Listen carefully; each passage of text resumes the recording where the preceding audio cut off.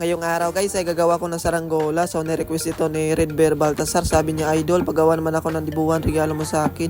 At kaya din naman ni mo ikog tutorial sa Sinubang Bi or Bulan-Bulan. So yan guys, gagawa natin sila ng saranggola. So dito ay hinati ko lang yung kawayan para gagawing pakpak ng saranggola at saka yung patindig. So ni-request nila guys ay very common na po ito ng saranggola. So gagawan lang natin sila ng tutorial dahil hindi naman lahat ay nakakaalam kung paano ito gawin. At dito ay simulan ko na kayasan yung pakpak ng saranggola. So umpisan ko dito sa gitna pa hanggang dulo. So ganito kong style magkakayas ng saranggola. So pagkatapos ng pagkakayas nito guys ay i-curve natin yung gitna. So pag ayos na yan ay dito naman sa may bandang dulo. So dito naman yung medyo i-curve natin pa konti. So tingnan nyo guys yung pagka-curve niya. So ganyan lang guys oh. Ayan. So pag ganyan na yung pagka-curve niya guys at ito na yung kinalabasan. Ayan. So ito na. So, next step natin gawin dito guys ay dito na sa dulo. Dito sa paghubog na ng pabilog. Ayan. So kumuha lang ko dito ng maliit na stick at sinukat ko lang kung gaano kahubog yung sa paggawa ko. Ayan. So dapat sa pagkakayas naman dito ay dahan-dahan talaga yung pagkayas dahil bigla ito ninipis at hindi mo talaga makukuha yung tamang hubog dito guys. Ayan, so dapat may malaking pasensya ka dito dahil may tendency kasi ito na bigla itong ninipis at mababali agad.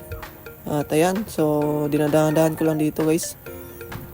Ayan, so palagi nyo talagang i-curve guys pag kayo ay magkakayas para makuha nyo talaga yung tamang bilog niya. At ayun nga guys, so ganito na siya ka-curve yung pabilog niya. Ayan, dito sa paghubog. Ayan. So, maganda na yan guys. So, pwede na. At ayun na nga guys, natapos ko na yung dalawang pakpak at saka may patindig na. So, yung gagawin na lang natin dito ay i-symbol natin to para makita natin kung gaano kahubog yung ginawa natin na saranggola.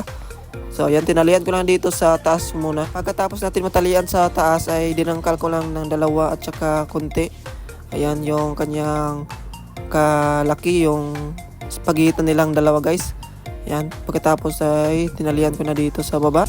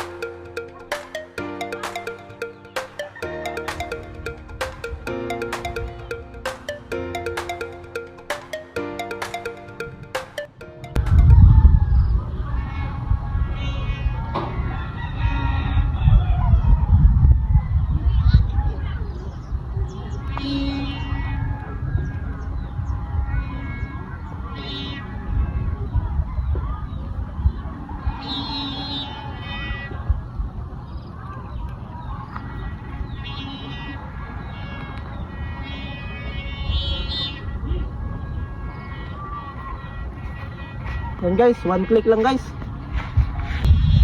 Ayan na guys, oh, tumatayog na siya guys. Yun. So one click lang yung ginawa natin na kuhaan, saranggolang bulan. Grabe guys, sobrang ganda. Ang dali lang ito paliparin.